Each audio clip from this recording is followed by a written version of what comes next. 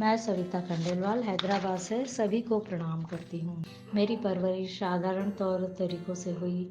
हमारे अभिभावकों ने उस समय समझ के अनुसार हमें जो भी संस्कार और परवरिश दी, उसकी तारीफ में जितना भी कहा या लिखा जाए उतना ही कम होगा। माँ ने हमारी शिक्षा दीक्षा के अलावा अन्य घरेलू कामकाज सिखाने में भी विशेष ध्यान दिया। आवश्यक व्यवहार और तौर तरीके भी हमें सिखाए और उनसे विरासत में हमें मिले। मैंने हर परिस्थिति में तालमेल बिठाकर एक सुखद जीवन जिया। रही बात अपने बच्चों की परवरिश की, तो ये मेरी खुशनसीबी थी। ससुराल पहले से ही गायत्री परिवार से जुड़ा हुआ था। मुझे आगे बहुत ही अच्छा मार्गदर्शन मिला, जो कि मेरा बहुत ही सौभाग्य कहा जाएगा। गर्भधारण के 2.5 महीना होते ही मेरा पुंसवन संस्कार कराया गया, जिसमें जीवन से संबंधित सभी आवश्यक ज्ञानवर्धक बातें बताई गई, जिसका कि मैंने पूरे 9 महीने तक पूरी लगन के साथ अनुसरण किया।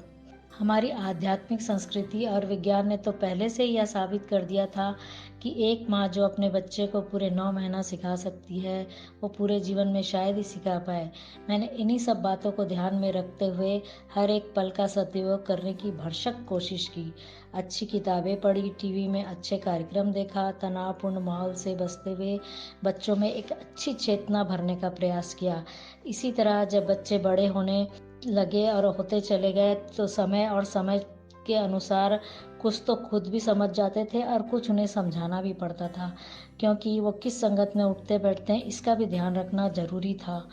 बड़ों का आदर करना, अतिथियों का निस्वार्थ सम्मान करना, ये छोटी बड़ी बातें तो हम उन्हें समय समय के साथ समझाते और करवाते भी रहे, और परिवार में सबसे हिल मिलकर प्रसन्नचित रहते हुए बच्चे बड़े हो गए। इस तरह शिक्षा पूरी हुई और हमने उन्हें केवल किताबों तक ही सीमित नहीं रखा। आज वे अच्छी नौकरियां कर रहे हैं। बेटी का विवाह हो गया, वो भी नौकरी के साथ साथ घर भी अच्छी तरह संभालती है और परिवार के साथ एक समर्पित अपनापन से रहती है।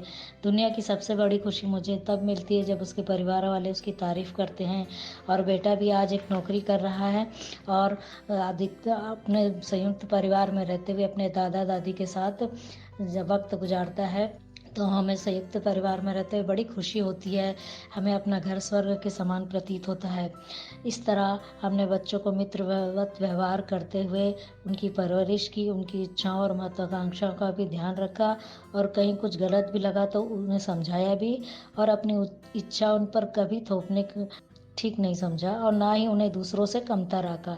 इस तरह खान पान से लेकर शिक्षा दीक्षा उनकी रुचि के अनुसार ध्यान रखते हुए हम जो हमारे लिए कुछ नहीं कर पाए थे, उन सब का ध्यान रखते हुए हमें उन्हें सम और विषम परिस्थितियों में भी जीना सिखाते हुए बच्चों की परवरिश इस उम्मीद के साथ की कि वे आगे चलकर और हमारे से अच्छा करें।